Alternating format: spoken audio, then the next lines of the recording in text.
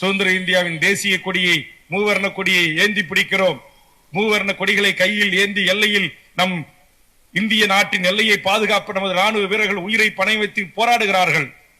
புவி சார்ந்த அரசியல் ஆதிக்கம் செலுத்துகிற சீனா, அமெரிக்கா போன்ற நாடுகளின் துணையோடு தீவிரவாதிகள் உருவாக்கப்பட்டு இந்தியாவில் குழப்பங்களை விளைவிக்க போன்றதெல்லாம் தன் உயிரை கொடுத்து அந்த மண்ணின் பாதுகாப்பு அரணாக இருக்கின்ற எமது ராணுவ வீரர்களின் தியாகத்தை நாம் போற்றுகிறோம், வணங்குகிறோம்.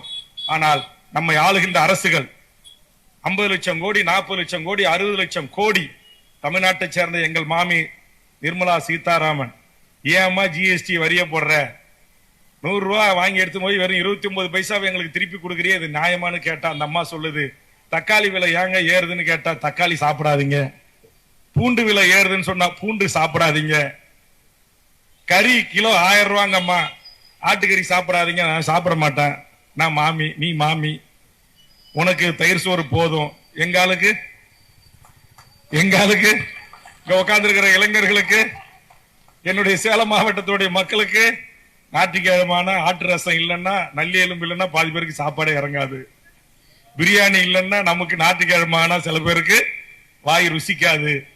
அதனால தான் கேட்கிறோம், அம்மையார் அவர்களே, உங்களை தயவு செய்து நாங்கள் கேட்கிறோம், எங்கள் தமிழ்நாட்டிலிருந்து நீங்கள் சென்றிருக்கிறீர்கள், உங்கள் ஸ்ரீரங்கத்தை தாயகமாக கொண்டவர்கள், பக்கத்து மாநிலத்திலே புகுந்த வீடாக இருக்கலாம், இந்த தென்னிந்திய அந்த காரு கொஞ்சம் வழி விடுங்க, காவல்துறை உள்ள அவங்க கொஞ்சம் ரோட்டு சாலை, பொதுமக்கள் கடைஞ்சிடலாம்.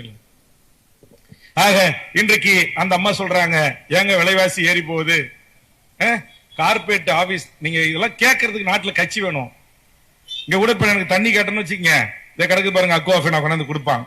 இது இங்க இருக்கிற நம்ம ஊருக்கு அண்ணாச்சி கடையில பொட்டி கடையில போய் வாங்கினா அதிகபட்சம் என் தாய் அங்க நிக்கிறாங்க கடையில 25 ரூபாய்க்கு விற்பார் அந்த இந்தியன் கூல் ட்ரிங்க்ஸ் கடையில அந்த வாட்டர் பாட்டில்.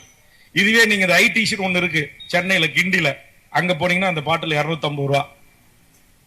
போரமால்னு ஒண்ணு இருக்கு, அங்க போனீங்கன்னா 150 ரூபா.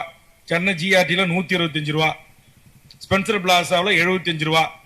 நான் கேட்கிறேன், ஒரு மக்களால் தேர்ந்தெடுக்கப்பட்ட அரசு, சட்டமன்றங்கள், நாடாளுமன்றங்கள், ஒரு பாட்டில் தண்ணி தான், 1 லிட்டர் தான் என்னுடைய அளவு, அத ஒவ்வொரு நட்சத்திர விடுதிகளுக்கும் அவன் இஷ்டத்துக்கு விற்கிறதுக்கு அனுமதிக்கிறீங்களே, இது நியாயமா? தமிழ்நாட்டில் ஒரு கட்சி கேட்கறானா, ஒரு எம்எல்ஏ கேட்கறானா, ஒரு எம்பி கேட்கறானா? தமிழக சட்டமன்றத்தில் கேட்கிற ஒரே எம்எல்ஏ தமிழக வாழ்வுரிமை கட்சி எம்எல்ஏ வேல்முருகன் தான். ஒரு இட்லி நம்ம ஊர் ஹோட்டல்ல 5 ரூபா 10 ரூபா, அங்க ஒரு இட்லி 120 ரூபாயில இருந்து 250 ரூபா. இது எப்படி அனுமதிக்கிறது நம்ம?